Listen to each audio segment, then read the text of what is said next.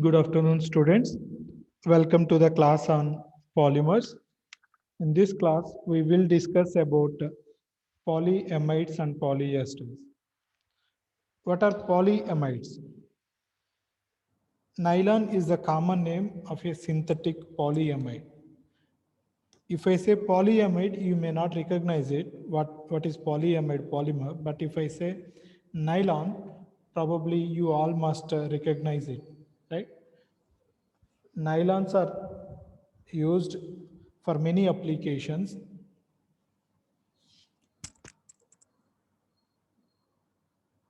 Nylon 6,6 was discovered in 1935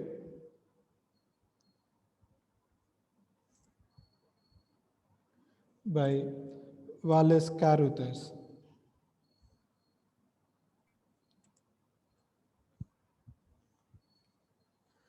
It is the first synthetic polymer. It is the first synthetic polymer. Nylon is the first synthetic polymer. And in nylon, we have many grades.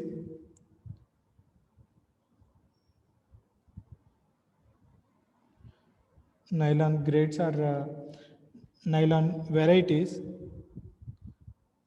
Nylon 6,6, nylon 6, nylon 4,6, nylon 1,1, nylon 1,2. What are these varieties? These nylon varieties are just a characteristic of their individual monomers. I'll discuss what are these 6 and 6 or what are 6, 4, 6, what are these numbers. So we will discuss when we will come to know when we discuss about the synthesis.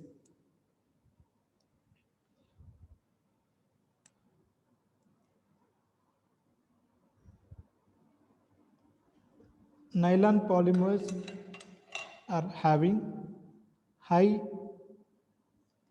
tensile strength,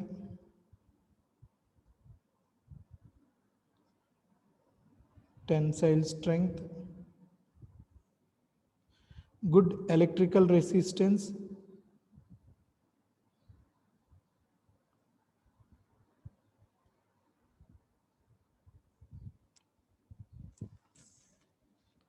low flammability,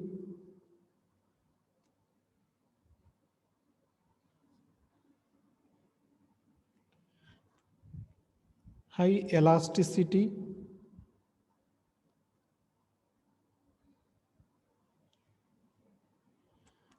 and resistance to alkalis. Alkali means base. So nylons polymers are stable for bases, but they are unstable for acids. Okay. Because of these good properties, nylon polymers are applied in many applications, starting with the textiles. Nowadays, we don't wear cotton wear, right? We all wear polymer cloths. So nylon cloths, carpets, food packaging,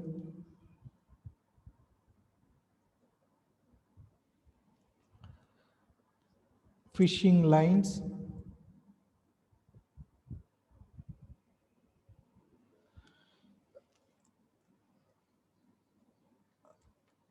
ropes, whatever we use in our houses, all the ropes are mostly nylon ropes.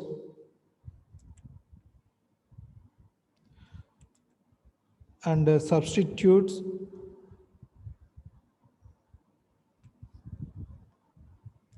for metals in motor vehicles Many of the metal parts in motor vehicles are replaced with nylon materials. Generally, we use nylon materials as gears, bearings.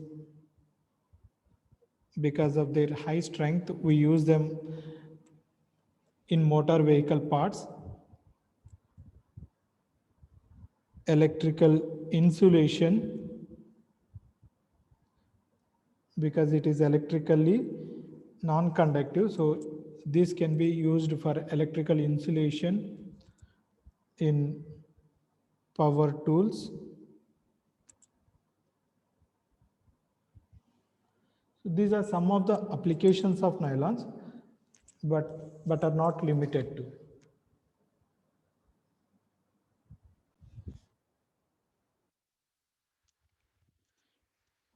How do we synthesize nylons?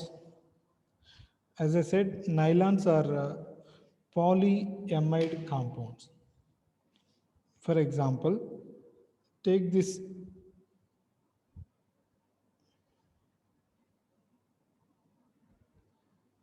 hexane dioic acid. There are 6 carbons, 1, 2, and 4 in this CH2, 6 carbons. So it is called 1, comma 6 hexane, because there are 6 carbons, and the first position and on the 6th position it is carboxylic acid, dicarboxylic acid. So 1, comma 6 hexane dioic acid. This is the IUPAC nomenclature, and the common name is adipic acid. Its common name is adipic acid. Then adipic acid will combine with hexane amine, diamine 1, comma 6, hexane diamine. This is 1, comma 6. There are 6 carbons, so hexane. And on the first position and the last position, we have 2 amines. So hexane diamine. Now look at this monomer units. Here we have 2 different monomer units. This monomer is having carboxylic acid functional group, whereas this monomer is having amine functional group. So 2 different functional groups.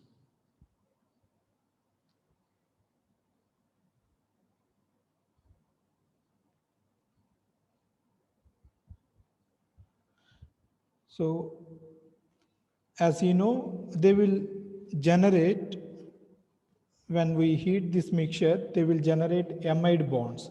What is an amide bond? An amide bond is a bond formed between CO, C double bond O, carbon, and a nitrogen.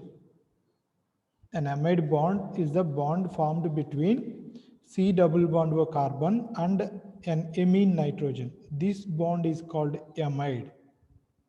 This bond is called amide bond. When we have many amide bonds, it is called polyamide. It is called polyamide. If we have more than 50 amide bonds, it is called a peptide. If we have more than 1,000 peptides, it is called a protein. So this is how our body or biological systems forms proteins. Now this amide bond formation is very, very easy.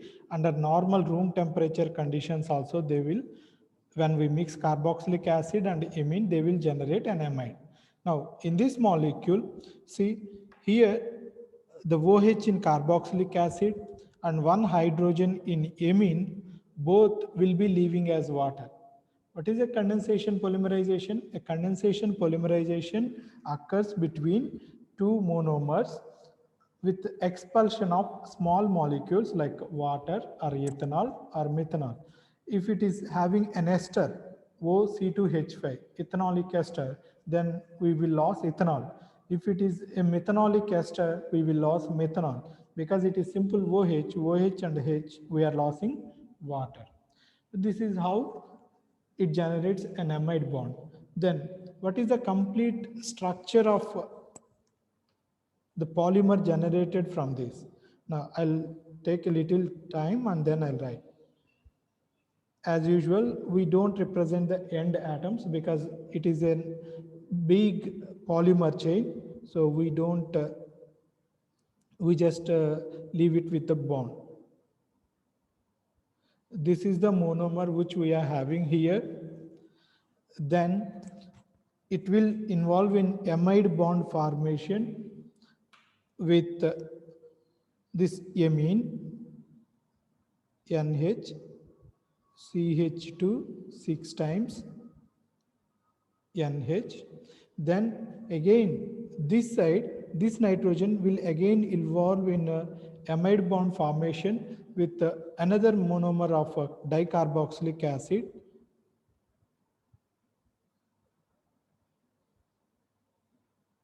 This side, this carboxylic acid will again involve in amide bond formation with another amine unit.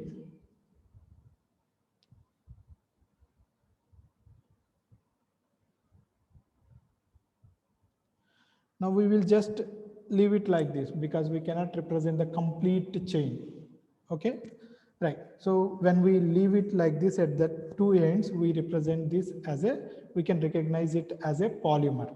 Now, how to indicate the monomers?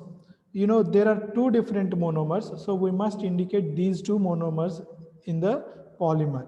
So amine and then carboxylic acid parts. We will keep these two monomer units inside a square bracket and then we will write n. Whether we write n or not, it doesn't matter. When we write square brackets, it represents the individual repeating unit. This is the repeating unit. Okay. After amine, there will be carboxylic acid. After carboxylic acid, there will be amine part. After amine part, there will be carboxylic acid, right? So what is the repeating unit? One amine part and the carboxylic part. Now this polyamide is called as a nylon. This polyamide is called as nylon. Now what are those numbers? Numbers represent number of carbons between the amide bonds. Number of carbons between the amide bonds. This is amine part. This amine part is having 6 carbons. This amine part is having 6 carbons. This carboxylic acid part is also having 6 carbons. 4 carbons as CH2 and this is 6th carbon. So there are 6 carbons in one monomer and 6 carbons in the other monomer also. So that is why its name is given as nylon 6, 6. So the numbers just represents the number of carbon atoms between the amide bonds. Number of carbon atoms between the amide bonds. Because we have two different monomer units, we must represent number of carbons in this monomer as well as in this monomer between two amide bonds. From here to here, this is these are the number of carbons between these two amide bonds. Now from this amide bond to this amide bond, we have 6 carbons. So this is how we will name an polyamide.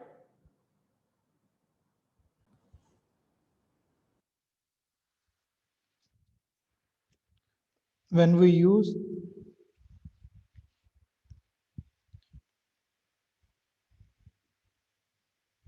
1,4 benzene dicarboxylic acid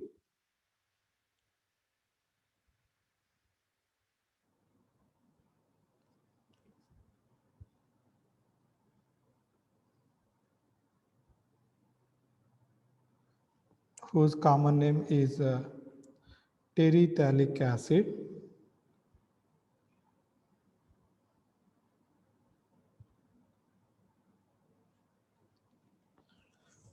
and 1,4 benzene diamine. This generates an aromatic polyamide.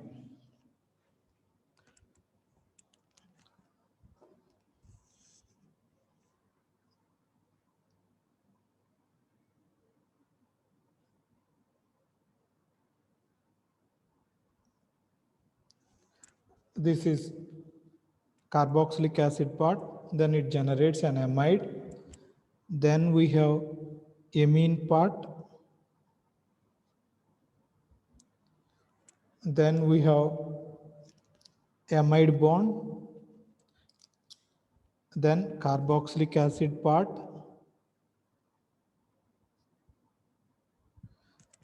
after carboxylic acid part it will generate an amide bond. After amide bond we have amine part. So this is how we will write the, after amine part we have an amide bond. So it will continue, right? Now, when we want to represent the complete polymer, we need to take both monomers, both amine and carboxylic acid. So this is amine part and this is carboxylic acid part.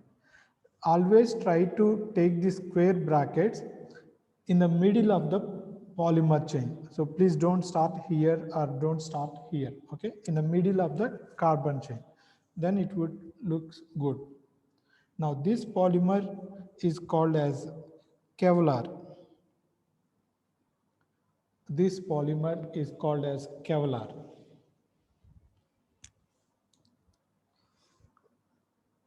When we use 1,3 dicarboxylic acid and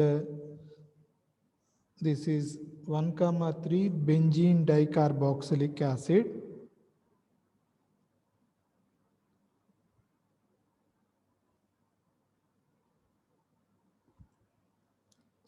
and 1,3 benzene diamine, 1,3 benzene diamine, we generate a polymer which is known as Nomex. Nomex. I'll draw the structure of Nomex.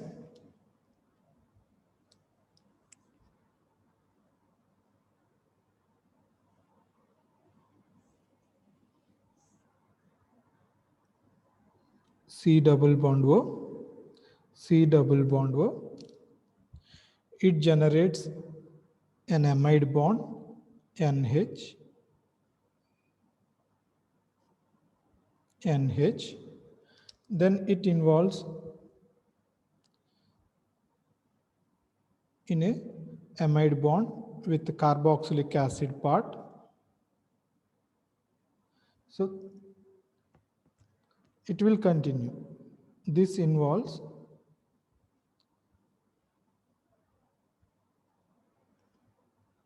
so it will continue like this. The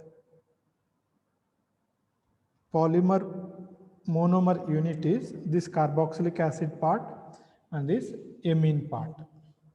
So this polymer is named as Nomex.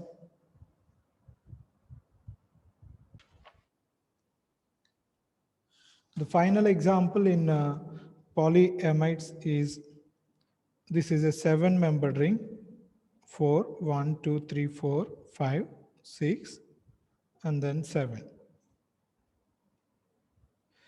This is a 7-membered amine. This is called epsilon caprolactam. Cyclic amides are called as lactams. Cyclic amides are called as lactams because there are 6 carbons, 1, 2, 3, 4, 5, 6. It is given capro and it is alpha, beta, gamma, delta, epsilon. So after epsilon carbon, we have amine and amide bond. So that is why it is called epsilon caprolactam. When epsilon caprolactam is hydrolyzed in presence of a dilute acid, then it will undergo hydrolysis. That means this amide bond will break down and it generates a simple carbon chain with 7 carbons. One side it will give amine, other side it will give carboxylic acid. In the previous examples, we have 2 different monomers. One monomer is having carboxylic acid part, other monomer is having amine part. But in this case, we have both the carboxylic acid part and amine part in the same molecule. So when we do polarization here, OH from carboxylic acid part and one hydrogen from amine part will be leaving as water, and it generates a polymer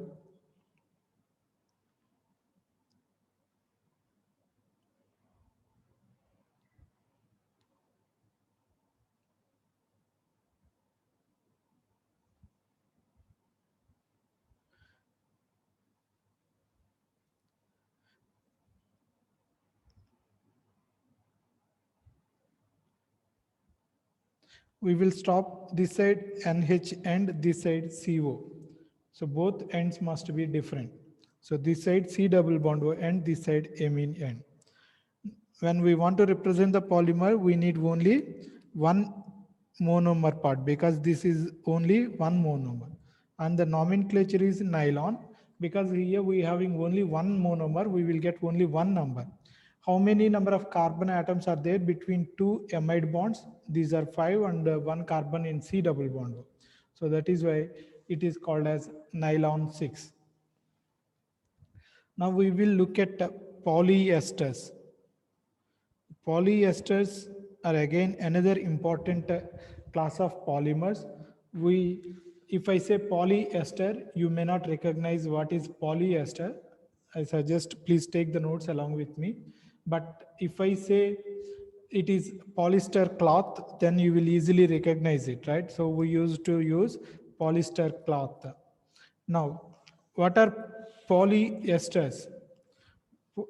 I will not discuss about the properties and applications of polyesters. You are supposed to write the properties and applications of polyesters.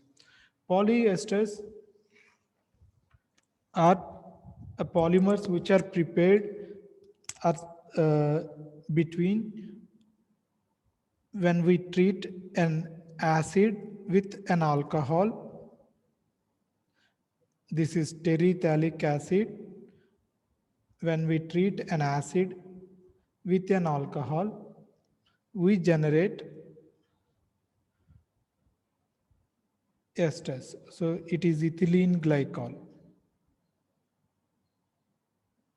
Ethylene glycol. When we heat it in presence of a strong acid, it will lose OH from carboxylic acid and H from alcohol group.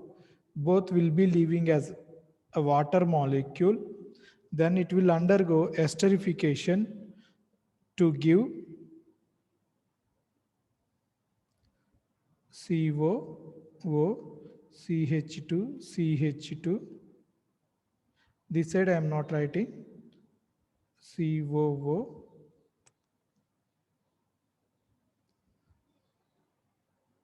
CH2, CH2O. Because this side I am ending with C double bond O, this side I am ending with O. Now what is the monomer? Monomer is this ethylene glycol part and this carboxylic acid part. This is the monomer. Now these polyesters are, this is called as polyethylene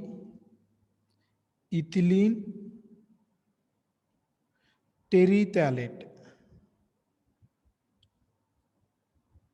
Polyethylene terephthalate, PET, or it is also called as PETE. There are many polyethylene terephthalate polymers. There are almost 1600 different types of PETs.